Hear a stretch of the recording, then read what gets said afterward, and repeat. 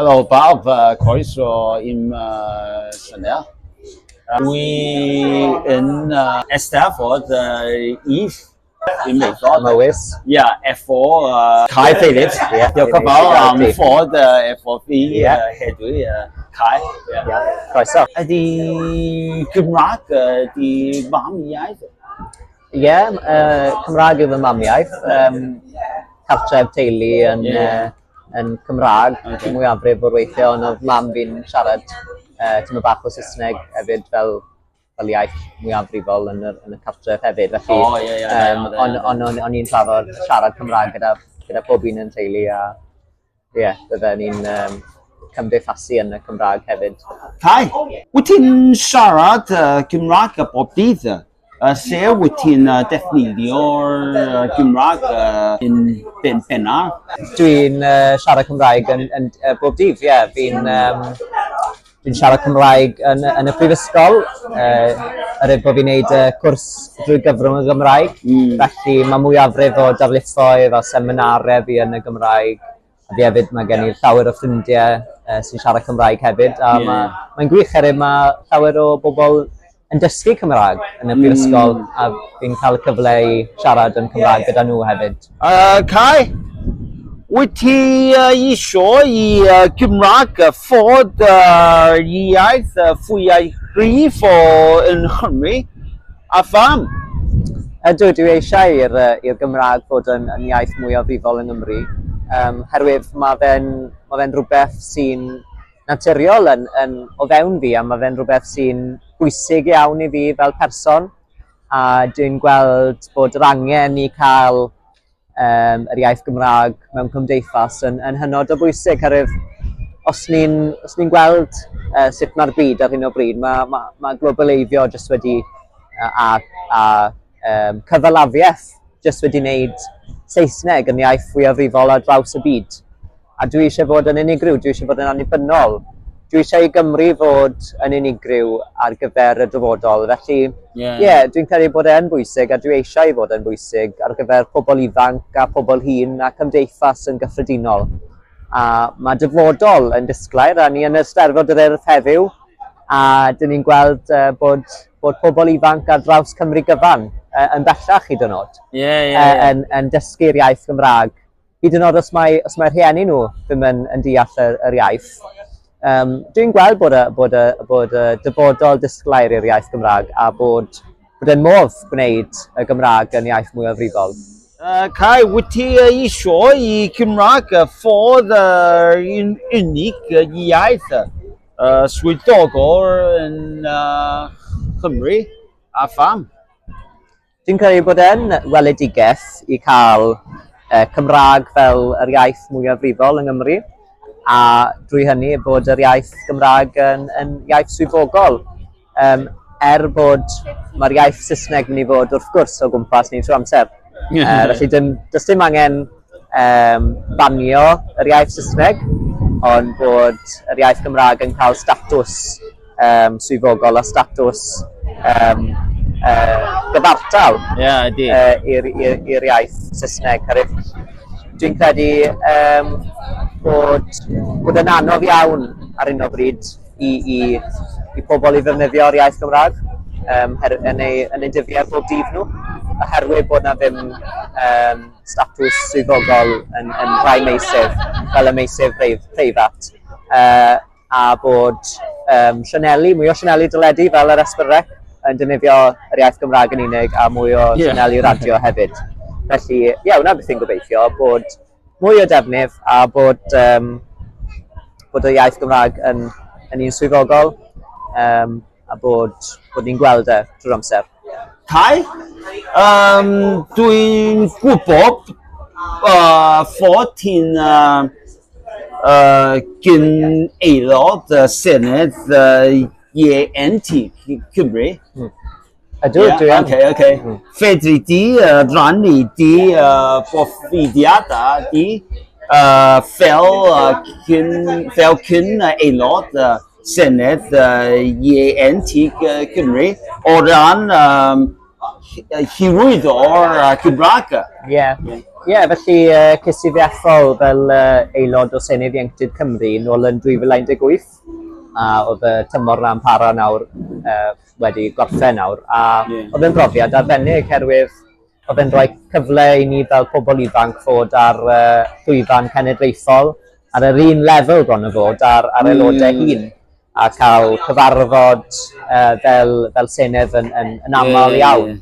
A drwy hynny wedyn fi wedi wneud yn siŵr bod yr iaith Gymraeg yn ganolog i fy ymgyrch, ond hefyd sut o'n i'n gweithio fel gwleidydd ifanc a siarad Cymraeg bob tro yn y siambr y Senedd a gwneud yn siŵr bod fi'n defnyddio fy hawl i siarad Cymraeg a bod gyda ni grŵp bach yn y Senedd Ieuenctid oedd yn hyrwyddo'r Gymraeg a gwneud bod e'n bwysig iawn bod dyfodol yr iaith Gymraeg yn parhau a bod dyfodol ni yn y fantol bron o fod mewn nifer o meysydd polisi o'n i'n gweld bod tai fforddiadwy yn bwysig a hefyd addysg yn bwysig hefyd. Felly oedd yn brofiad arbennig i rhannu beth o'n i'n becso am a beth oedd angen gwella.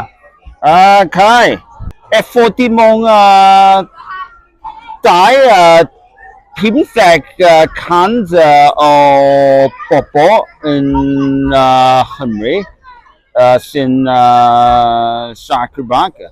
Wyt ti'n ystyried Cymru yn wlad dwyieithog a pham?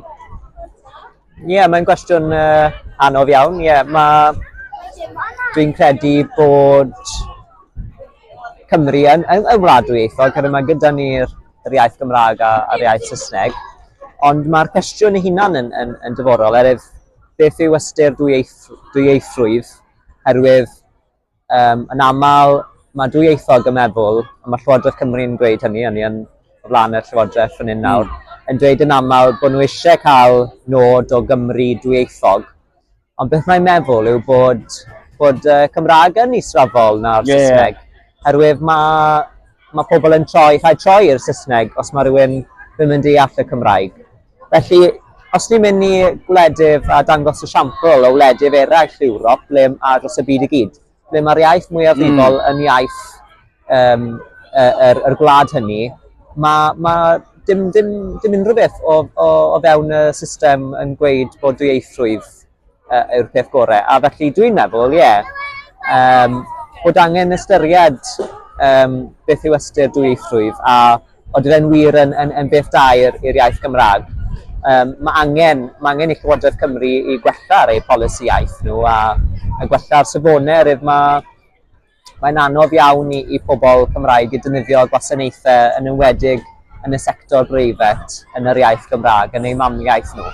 A dwi'n credu, os byddai mwy o safonau sy'n rhoi yr hawl a'r angen i defnyddio'r Gymraeg, dwi'n credu byddwn ni yn gweld y niferoedd yn cynyddu a'n gweld yr Gymraeg yn y cymuned lleol yn wir yn llwyddiannus ac yn cefnogi yr iaith Gymraeg. Beth ydy heriau with hywyddo Cymraeg yn Cymru yn rhif bobl ifanc?